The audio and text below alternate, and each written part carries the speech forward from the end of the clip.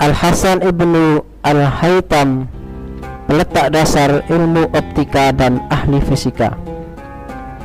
Tak banyak orang yang mengetahui bahwa orang pertama yang menjelaskan mengenai mekanisme penglihatan pada manusia yang menjadi dasar teori optik modern saat ini adalah seorang ilmuwan muslim asal Irak bernama Ibnu Al-Haytham.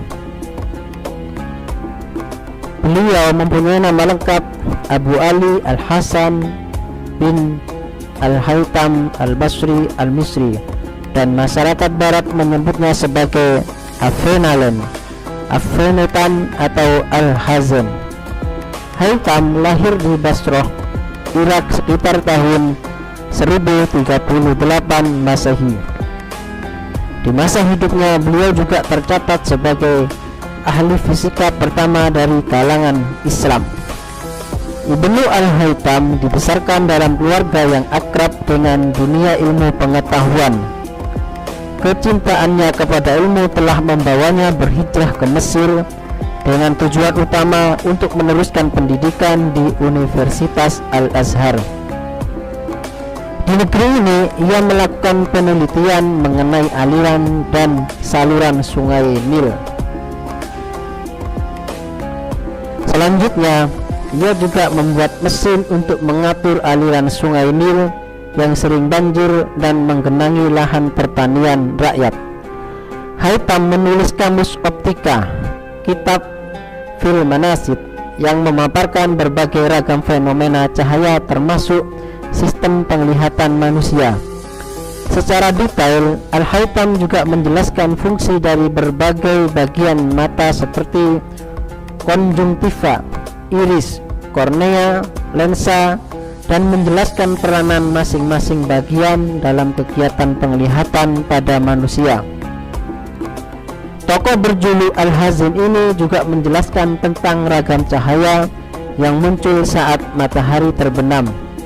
Beliau juga mencetuskan teori tentang berbagai macam fenomena fisik seperti bayangan, gerhana, dan juga pelangi.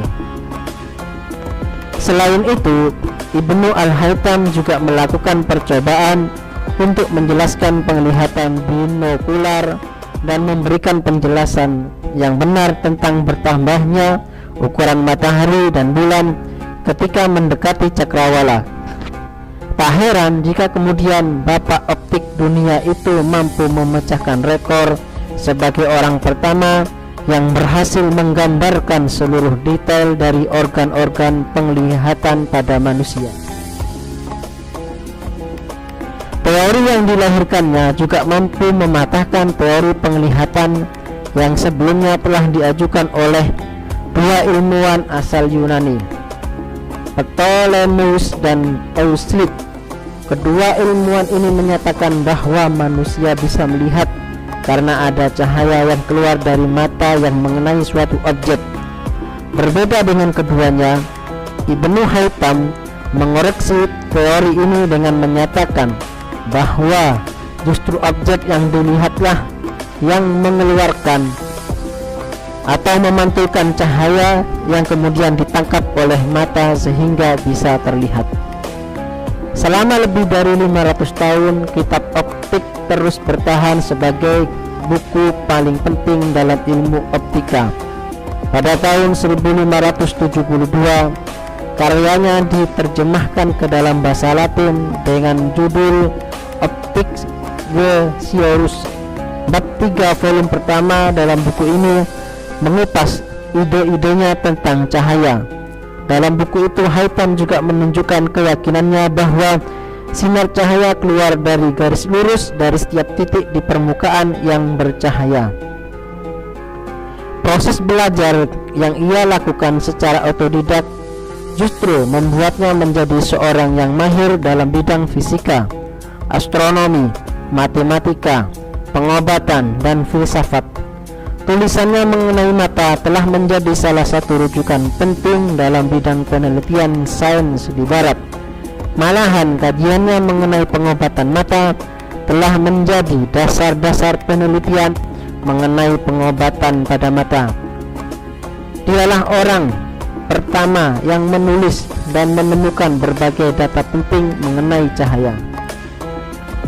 Beberapa buku mengenai cahaya yang ditulisnya telah diterjemahkan ke dalam bahasa Inggris, antara lain adalah Light dan On Twilight Phenomena. Al-Haytham juga membahas tentang senja hari dan lingkaran cahaya di sekitar bulan dan matahari, serta masalah bayang-bayang dan gerhana. Menurut Al-Haytham, cahaya fajar muncul apabila matahari berada di posisi 19 derajat ufuk timur. Warna merah saat senja hari akan menghilang apabila matahari berada di posisi 19 derajat ufuk barat. Ia pun meneliti tentang fenomena-fenomena cahaya seperti pembiasan cahaya dan pembalikan cahaya. Al-Haytham juga mencetuskan teori lensa pembesar. Teori itu digunakan para ilmuwan di Italia untuk membuat kaca pembesar pertama di dunia. Hal yang lebih menakjubkan ialah Ibnu Haytham juga telah menemukan prinsip-prinsip isi padu udara sebelum seorang ilmuwan bernama Trisella mengetahui hal tersebut sekitar 500 tahun kemudian.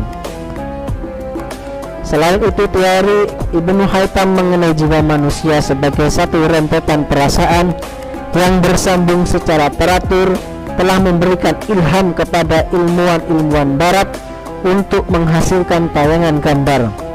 Teorinya ini telah membawa pada penemuan film yang kemudian disambung-sambung sehingga seolah-olah bisa bergerak. Film inilah yang kemudian menjadi film gambar bergerak sebagaimana yang dapat kita saksikan di masa kini.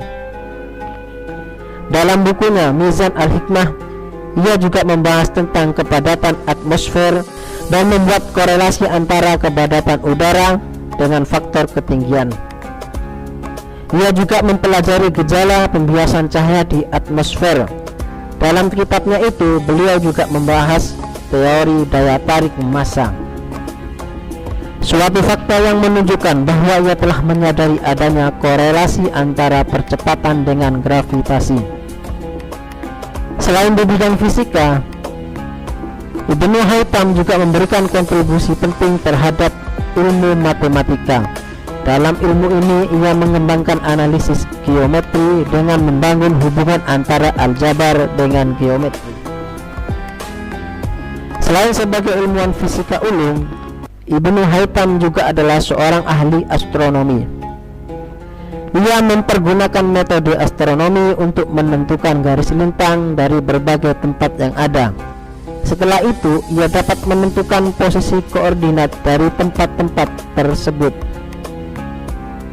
Metode seperti ini bahkan masih digunakan oleh para astronom sampai sekarang. Percobaan-percobaan ilmiahnya telah dan masih menginspirasi para ilmuwan lainnya untuk berkarya. Haytham juga menulis buku tentang kosmologi yang telah diterjemahkan ke dalam bahasa Latin dan Yahudi di abad pertengahan.